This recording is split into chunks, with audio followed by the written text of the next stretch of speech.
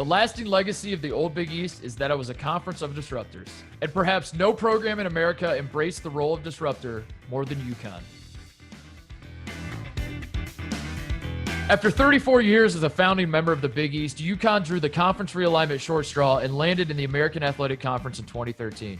Well, legally speaking, UConn didn't go anywhere since the American was technically formed from the remnants of the original Big East, while it was the new Big East that was the institution conjured out of thin air. But who cares about technicalities?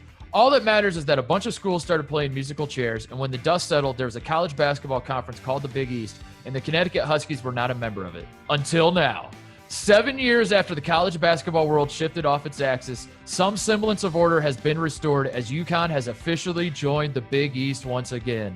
If that doesn't put a big, fat, nostalgic smile on your face, let me remind you why it should.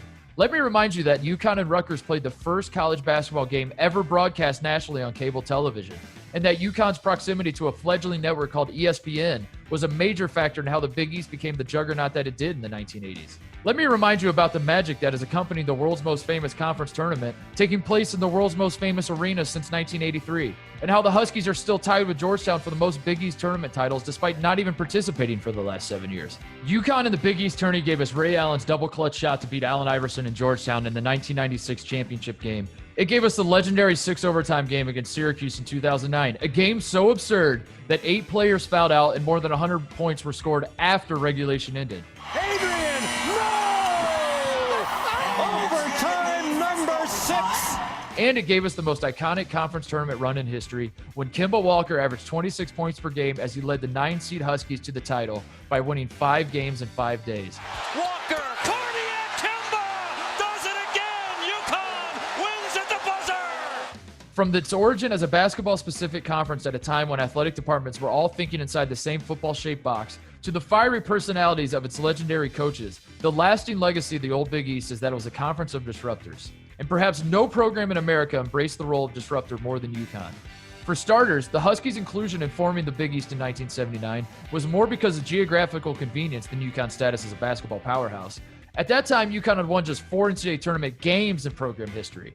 But rather than just sit back and take their lickings from their new conference rivals like they were supposed to, the Huskies went on to win 4 national championships in the last 25 years alone, more than any program in all of college basketball. The first came in 1999 when UConn entered the title game as a 10-point underdog and disrupted the christening of a Duke team that would have otherwise been remembered as one of the best ever. In 2004, UConn used a 12-0 run in the Final Four to again end another great Duke season before turning around 2 days later to win the national championship by beating a Georgia Tech team that the Huskies had lost to earlier in the season by 16.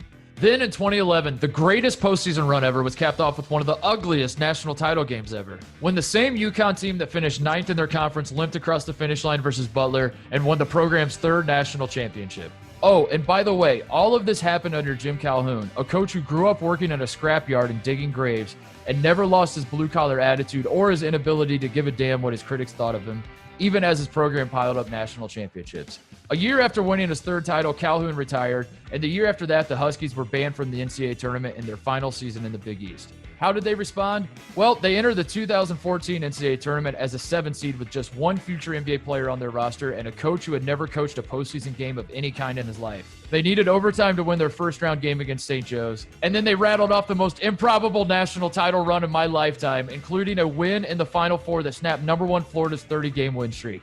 And if all of that disruption wasn't enough, after winning the national championship, the Huskies' star point guard Shabazz Napier used his moment in the sun to disrupt the idea of the NCAA amateurism model at a time when doing so wasn't as routine as it is today.